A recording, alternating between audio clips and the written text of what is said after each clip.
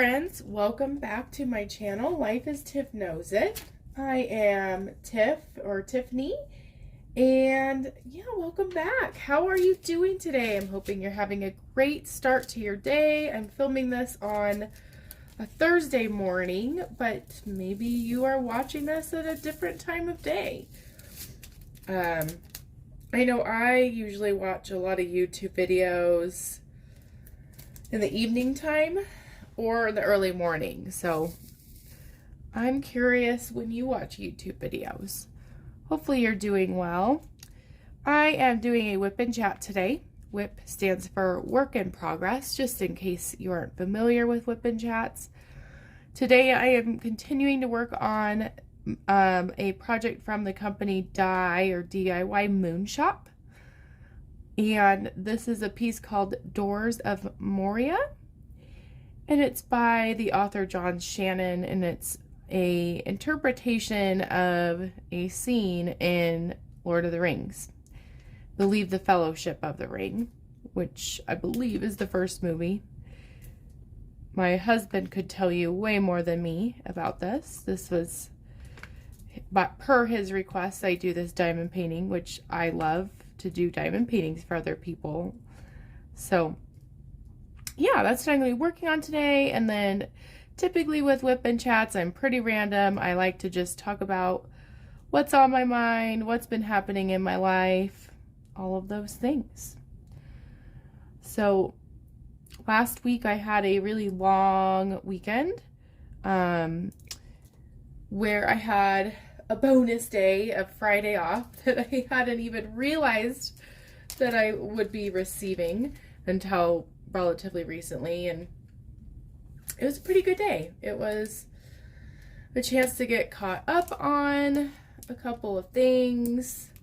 I got some stuff done that I needed to do around the house, and I got to make a whip and chat. So yeah, it was nice. I feel a little spoiled when I get those days because, you know, I think half the time a break kind of refreshes me and makes me more motivated to like tackle the work day when I get back to work. And then the other half of the time, it just makes me crave more time to just do things and have fun and unwind. And this is definitely an example last week of me wanting more time after receiving this break. Like, I'm like, oh, I want more. I want to be able to do so much more. And typically that I see that happening when I actually like truly disconnect from thinking about work. A lot of time my mental energy is spent thinking about, you know, what's coming up in the next week and what do I need to do, and oh, I could have done that differently. And but I really didn't think that much about work, which is a healthy thing. But I will say getting back into the swing of things this week was challenging. It really was. On Monday, I had an atypical day where I was at a training. And then Tuesday was such a weird start to my day. So I definitely am a person that I really like routines. Like, did I get the wrong one here? I don't think I need H. 6:45. Oh no, that's G. Perfect. I am someone who really thrives on routines.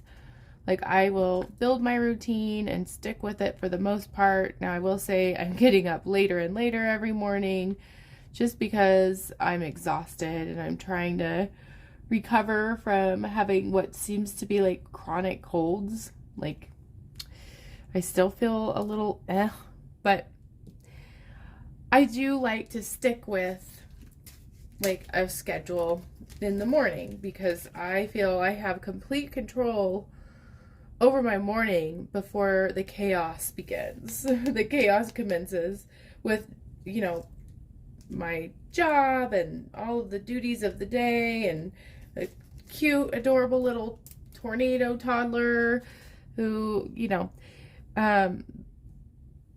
but on Tuesday, I got in my car, I turned on, or the radio was on when I started the car, and right away I heard the radio DJ say, do not go down this certain road, that it's backed up, it's closed.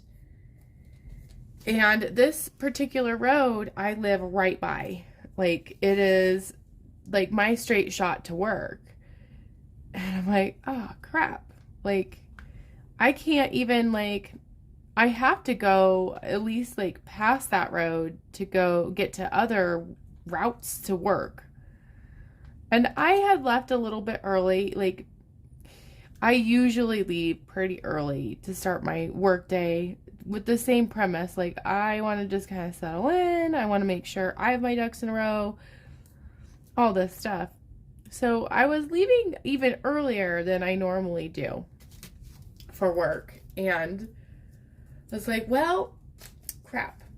I wonder where on this particular road is it referenced that there was a rollover accident and that the power was out and there's no lights, no lights. And so that's why there's this complete backup. Like, well, maybe it's like I've already passed that part of the road stretch where that accident is, because I had an option to go down that road for a little bit and then get on a main road that takes me completely out of the way, like a very roundabout way to get to work. And I'm like, do I do that? Because that road is congested all the time. Like, it might be faster to just chance this slowdown than to go all the way around just to be stuck in a different spot. So I chose very poorly to stay on the road in which I had a clear warning, do not stay on this road, find an alternate route. And boy, was it a mistake. So I went about a block past the option to go the different route, when all of a sudden it was just a complete stop. And that's when I realized, oh, I have to go to the bathroom. I should have peed before I left. And that's when I realized, oh, the battery on my phone, even though it's like early in the morning, it's not charged all the way. Because I had been watching YouTube on it, or I had been doing, I think I was playing around with the camera, something with YouTube. Like, oh, that's not good. And then I also realized, oh yeah, before all of this mess started with knowing about how bad the traffic is today, I was going to get food and I'm starving. So as the minutes rolled by, and at this point, I think 15 minutes had passed and I had moved maybe like 300 feet. I recognized the severity of the situation I was in. Like I was just starting to like get a little flustered. And then I realized too that so I have like the Google Calendar app on my phone. And I'm like, I better check my calendar. Good thing my first thing on my calendar doesn't start until like 9:15. And right when I said that, my calendar actually pinged at me before I even like got into the app. I was like trying to find how to get into the app. And it actually told me that I had an event starting in 10 minutes. And I'm like, what? Oh my gosh. And so I had been so thrown off by such a long weekend. I did not realize that the event that I had on my calendar had moved, because someone else had put it on my calendar. They invited me to it. Had moved. And so that's when I was like, oh my gosh, Like, I'm going to be late. And of course, this is an important thing on my calendar. Like, this is not just a thing I put on. This is not just planning. This is like all these people are involved in it, and I have to be there for it. I am an integral part of this meeting. And so I like decided, okay, everybody has bad days and everybody is late sometimes. And one of my pet peeves is when people are perpetually late. Like, I get it. We all have bad days, like I just said. But when you're constantly late, I think that's just poor planning. But so I'm thinking, oh my gosh, these people who don't know me are going to have that impression of me. And that's just like not who I am at all. And so I ended up calling my boss, and he didn't answer. And I'm like, oh my goodness. Like, they're going to wonder where I'm at, all the stuff. So I called a different person and explained the situation and like asked for forgiveness. And I think that person had heard it on the news and had made a reference, though, that it had been known since like 4 a.m., which, again, I don't know. I guess I could have looked up where the accident was, but I might have still, in my mind, reached the same conclusion, not really completely understanding the intensity of the slowdown. So, like, typically my commute to work is anywhere from like 20 to 25 minutes on a typical day. And I didn't get to work. It took me about an hour and 25 minutes to get to work. And when I got there finally, well, they let me join by phone, but I was just so thrown off by that. Like, I felt so unprepared, so embarrassed. I it was just like super awkward. But I got in there and then I felt like I was so late. I really had to pee. I had to go to the bathroom so bad. But the bathroom is right by the room that I needed to be in. And of course, like, I almost felt like I needed to like crawl on the floor or like just like hunch over so they wouldn't see me so I could go to the bathroom before I go into this like hours long meeting where I don't know when there'll be another break. And of course, I connected eyes with the person in there. So I'm like, like, I don't want to be late and just like walk right by the room that I need to be in. So I did end up going in there. And I just smiled and just had to wait like an extra 20 minutes to go to the bathroom. I don't know if it appeared that I was like anxious or worried or what I looked like, but that was a really off start to my day, to my week. And I think that's kind of set the tone for the rest of my week. Unfortunately, like, I've just kind of been feeling like thrown off by things and in a funk. And I don't think it was just like that one experience. It's just, I don't know. Sometimes those things really set the tone for how you feel. And so I'm looking for a reset, for getting back to normalcy, like, and recognizing I'm human. Like, I could not control this. I maybe could have like been there 10 minutes earlier, because I actually did look up after I passed the alternate route. I looked it up and it told me to do a U-turn, but it told me it would take like 58 minutes to get there. I'm like, 58 minutes? I'm just gonna stick with this. Which ended up being an hour and 25 minutes. So I guess I could have been there. I still would have been relatively late, but hindsight is 20/20, right? And I give other people that grace. So I guess I should do that for me too. And that kind of leads to the quote I wanted to talk about. If you're new to my Whip and Chats, I really like to pull. I like quotes. I like hearing other people's perspectives on a topic that relates to me. And so I have this book, Stay Positive, and I've been just kind of like going through it and finding different quotes, see if I can get in the frame. So, failure is not meant to define you. It's meant to refine you to be all that you are meant to be. Don't let your failures be part of your identity. Move forward and create your future.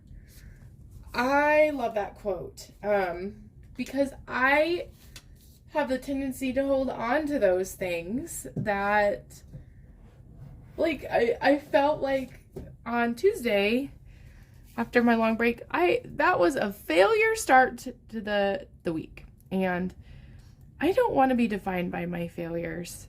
I define myself that way too often. And failures are powerful. They play such a huge part in shaping who we are and how we respond to things, good and bad. And I think that's like just a reminder for me, and I hope it's a reminder for you too, that, you know, give yourself grace. It's okay if things aren't perfect, and things can get messy in life. And I think the world we live in is just messy at times. I think it always has been, and it's messy in different ways right now. That's for sure. So anyway, I thought that quote was powerful. My intention with the quotes is hopefully that you like them too, and it helps you, remind you of things. And maybe that's not a struggle you have. Like, if you feel like you are really good with letting go of things that don't go well, what tips do you have? Like, what works for you? You know, for me, I think diamond painting really does recenter me and refocus me. And like, I want to make a separate video about like reasons I diamond paint. And one of them really is like, diamond painting is just such a direct, easy, mindless way to accomplish a task. Like, it takes hard work. Like, it takes a lot of time and effort, but it's so direct. Like, it's satisfying to just follow these numbers and put down things where they need to go. And I think in life, it gets messy where you don't know how to put down the things and you don't know where they go sometimes. And that can definitely be challenging and exciting and complex. And a lot of times I appreciate that challenge. But I think there's a balance to it too. It becomes like overwhelming or tiring to do that all the time. And I've had this conversation with Bill before, my husband, that he, his interests and passions are in a lot of senses opposite of mine. In some cases, like, we do have a lot in common. We do a lot of things together, but in general, he loves playing like these complex board games, and he loves Pathfinder, which, if you don't know what Pathfinder is, it's kind of like an offshoot or like a different way to play Dungeons and Dragons. And it's like an extremely complex, involved game to play. Like, there's all these rules and all these things, and Bill, that's what Bill loves about it, is that it balances him, because he has a job that's very repetitive and very boring. I feel that in my life, I'm in a role where I don't know, it's like new things every day that's thrown at me, new things that I'm trying to learn all the time, working with people, navigating a lot of situations and a lot of feelings, which is exactly what I think I meant to do in life. Like, I do think that the things that we do in life and the careers that we we have and the paths that we choose, they're for a reason. And they give us what we need, hopefully. Like, I know too, it can be so hard when you're in a role that you don't like or is not good for you. But Bill craves a challenge to offset his boring job. He thinks it's boring. I actually jealous of his job. It sounds pretty cool. But I like diamond painting to offset my career because I need something predictable and that I can physically see a finish on. Dealing with emotions and dealing with outcomes that you don't necessarily see every day can be challenging. And so that's why I think diamond painting like resonates so well with me, because you get to see what you do. You get to see the outcome, which I think is pretty cool.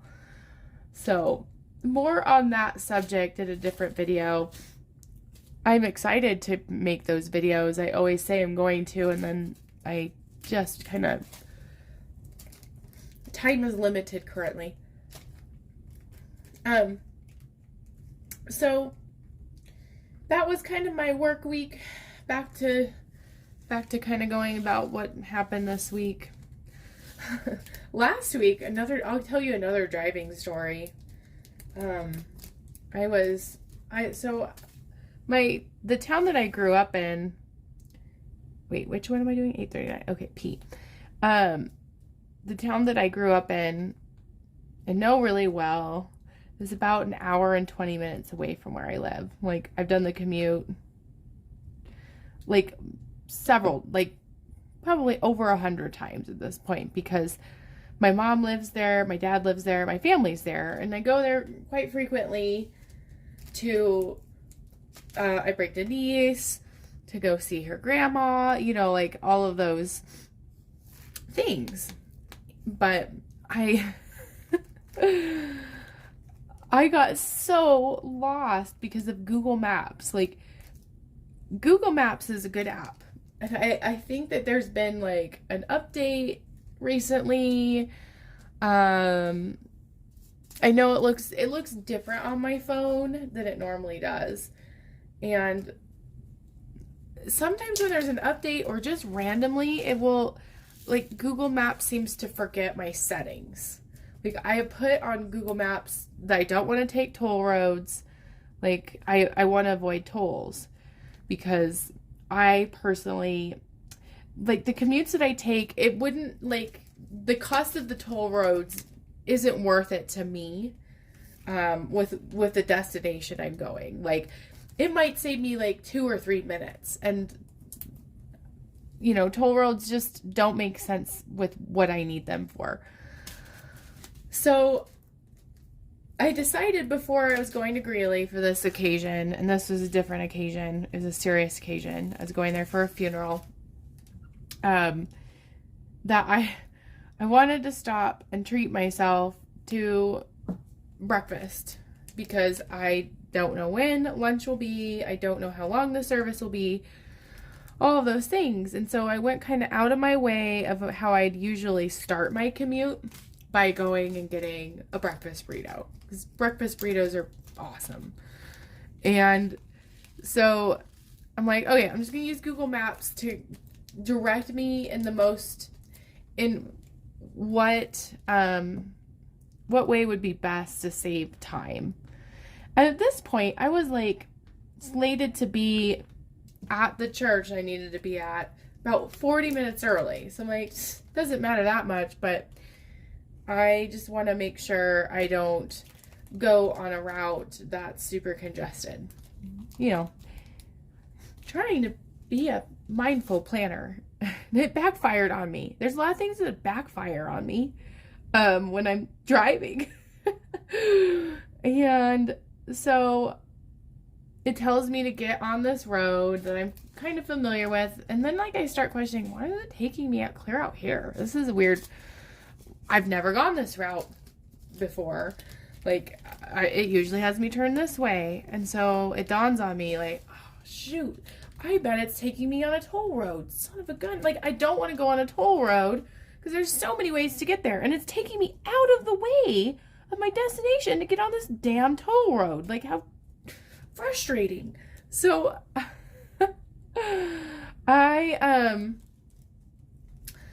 I safely, there's like a opportunity to kind of stop. I go into the settings, and sure enough, it's taking me on a toll road, and I redirect it, and then it keeps telling me to go the same direction, like out of the way, like that I think is out of the way, because to be completely honest, I'm a little bit directionally challenged. Like, I really struggle knowing like north, south, east, and west unless I have like a physical marker for where I'm at.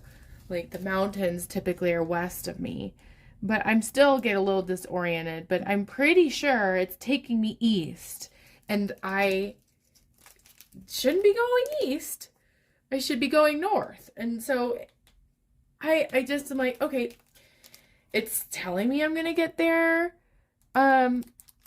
still on time, and then all of a sudden the time changes where I'm going to be 10 minutes late. So I went to 40 minutes early to 10 minutes late, and then I start getting into this other mode, like, oh my goodness, I can't be late for this particular thing. So I think now I'm kind of connecting the dots. There's been two events where they're out of the norm of what I typically do, like my typical schedule, very important things for very different reasons. And I've tried my best to be prepared to be early and be there and be in a good headspace, and I'm gonna be late.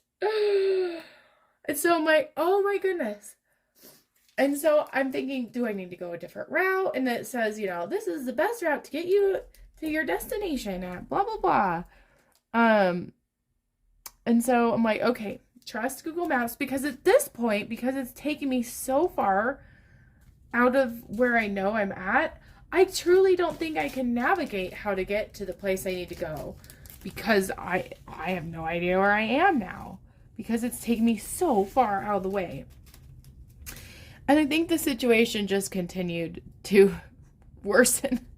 It just got worse and worse, because I'm like in the middle of nowhere at this point. Like, I'm in the country, and I truly have no idea where it's taking me, and it's so remote that it all of a sudden goes offline.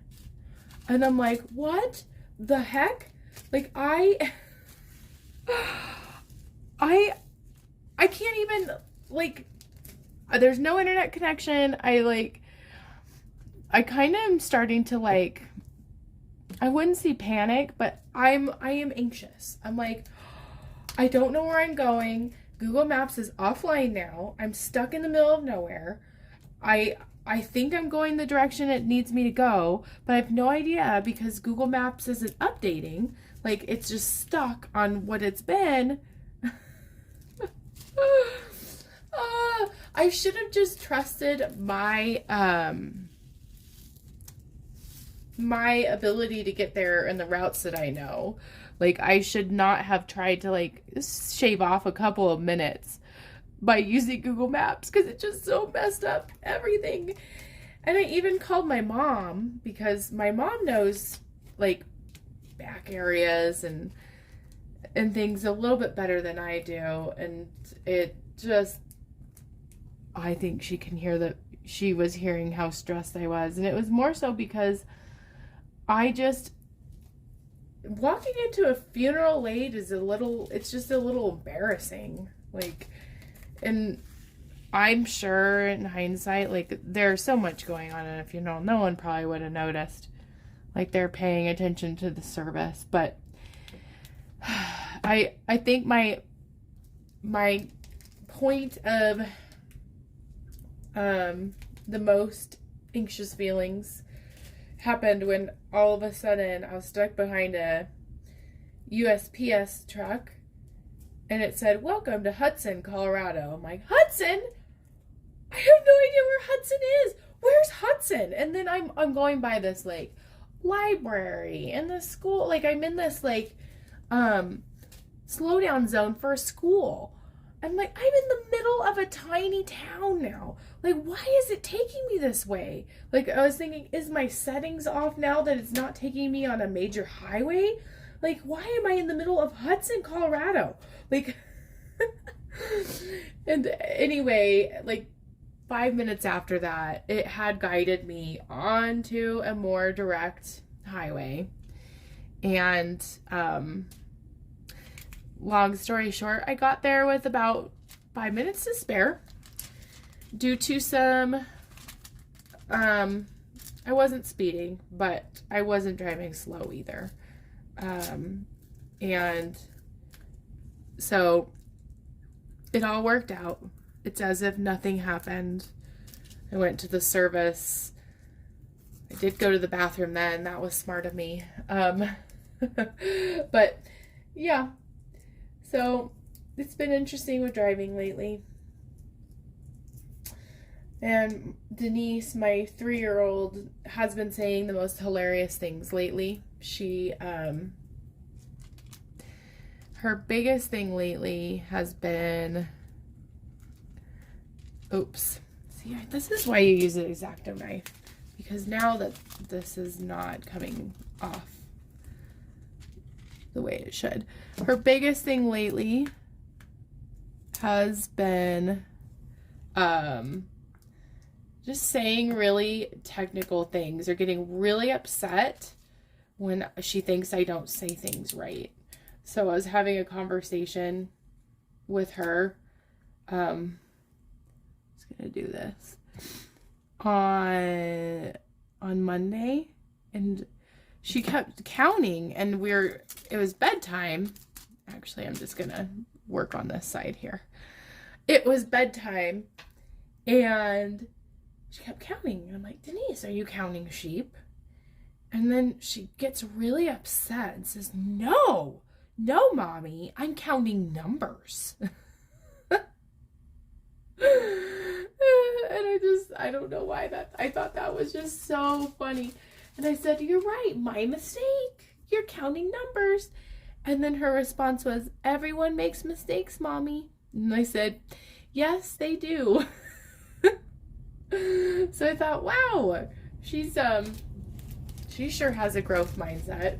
She would definitely resonate with that quote that I did about failure and mistakes. So it was just, kids say the darndest things. 3862. They say the silliest things. I do not need that one after all. So another thing Denise frequently gets upset about is, let's see, 3787. I'll call her like a nickname, or I'll say just something funny, or I'll identify like a feeling like, hey, hungry, like, hey, you're hungry, or hey, crabby, or hey, cranky, or I've said, hey, tiny human, or hey, friend, or, like all of those things, and she gets really mad and says, I am not tiny human, I am Denise. Like, so offended. I am Denise. I am not your friend. I am Denise. So, those moments, I think, are just the best. Like, it just makes me so happy to know I have a kid that, well, any kid, just those little things that they get so upset by. And she gets over it really quickly. I always say, my mistake, you're right, your name's Denise. And then she always flips her middle name and last name and says it in the wrong order, which is adorable. But I'm Denise. My mom has this joke with her. I don't know why. It's kind of a weird joke, but she's like, about Denise's belly button, and my mom says, that's my belly button. And she's like, no, this is my belly button. I don't share my belly button. So, I don't know. Just funny, weird inside jokes. My goodness. Well, I think I have been recording longer than I thought I was. Wow, it's been 35 minutes. I think this is probably a good time to end this whip and chat. Thanks again for joining me. It truly means the world to me when I see that I'm not even getting that many views, but like, it's so cool to know that when I come back and see my channel, like, I'm getting more views than I thought I would. So I appreciate it. If you're liking this content, like, comment, subscribe. I'd love to continue growing this channel and do diamond painting. It's my passion. Hoping to do a lot more different types of videos as well, and having you along for that journey just is very meaningful for me. So I hope you have a great rest of your week, and I will see you next time. Bye-bye.